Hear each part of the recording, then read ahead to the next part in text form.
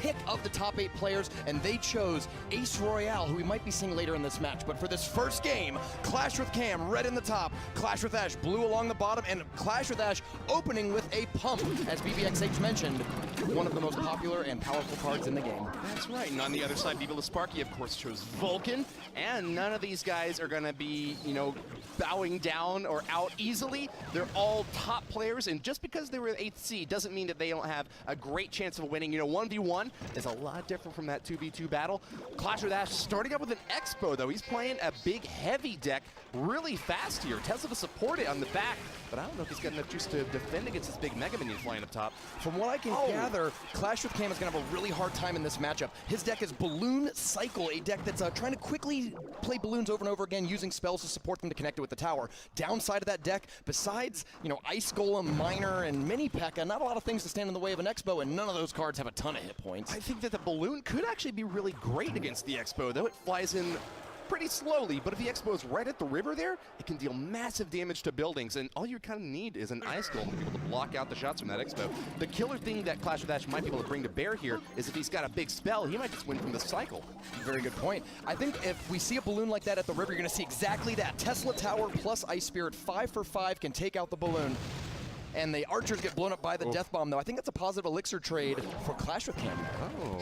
You know, the Death Bomb from the balloon is actually really punishing, and it got bigger recently. The balance change that happened a few months ago made it a little bit easier to play around, and looks like Clash with Cam used it to great effect there, and he's not really worried about too much. As we get into double elixir time, he's going to be cycling balloons back to back to back, but the Tesla will get a little bit more strong for Clash with Ash on defense since it lasts the same duration, but you got twice as much being thrown at it. The trick for Clash with Ash is using the Elixir Collector to control the tempo of the game. Clash with Cam doesn't have any way to really invest Elixir. Every time he hits 10, he's got to like do something and attack you.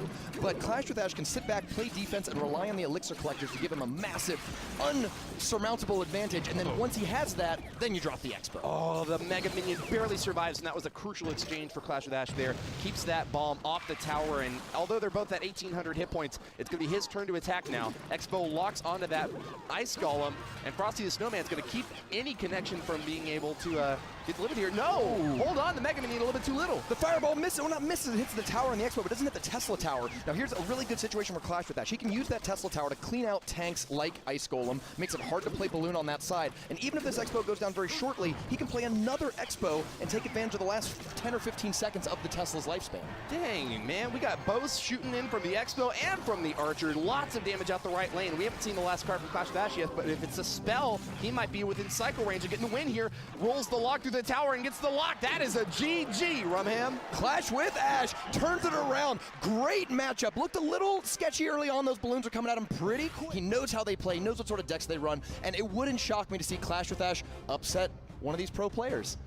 He sure knows what to expect, and he was prepping hard with Surgical Goblin last night. You know, they were up burning the midnight oil on the first day. I wonder if they were doing the same last night or if they just got a good night's sleep.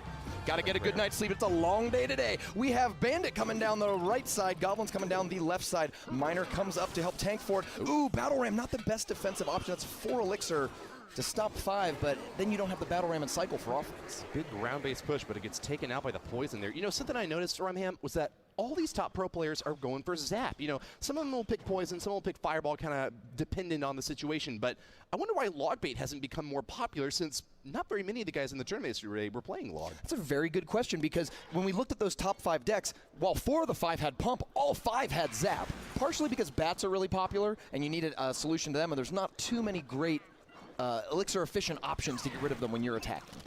So I assume that's why Zap. Oh, you also need Zap to reset Inferno Dragons and Inferno Towers. That's true, and with so many big, heavy tanks in the game, it's no surprise that they would go for that option to be able to keep their big bodies in play. Clash with Ash gives an angry face to the P.E.K.K.A, but actually those Musketeers staying outside of tower range might do a good job at, well, take it down to less than half health. Yeah. It won't take too much. Oh, it locks on the left side. Miner's chipping away, blocking for this Musketeer at the left side, and she is almost getting that tower all the way down. Triple digits at 560 at least. Clash with Cam, not a whole lot to play on the left lane.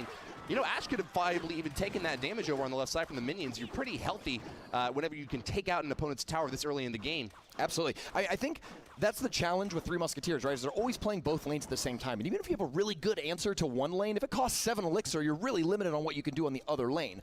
The great thing about Three Musketeers is by putting them in the far back, you, the Three Musketeers player, regain enough of your elixir to support them, even just with a small spell or extra troop, and that can completely throw off people's pre-planned defense.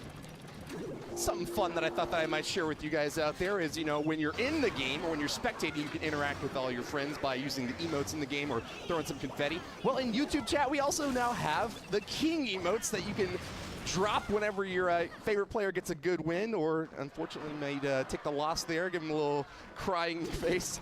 But looks like you might have to drop the crying face for Clash with Cam. It's not looking too good at this left lane. Minor Minion Horde is going to get some damage in.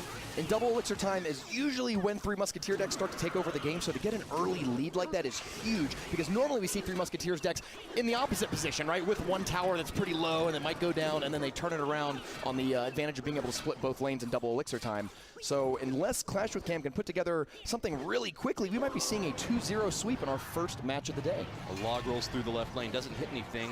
Does it make a sound, Drumhand? What? The log, if it doesn't hit anything, does it still make a sound?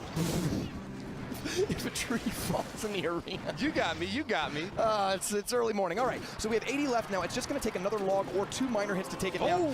Thumbs up comes there for Clash with Ash, and 2-0. Surgical Goblin has been teaching him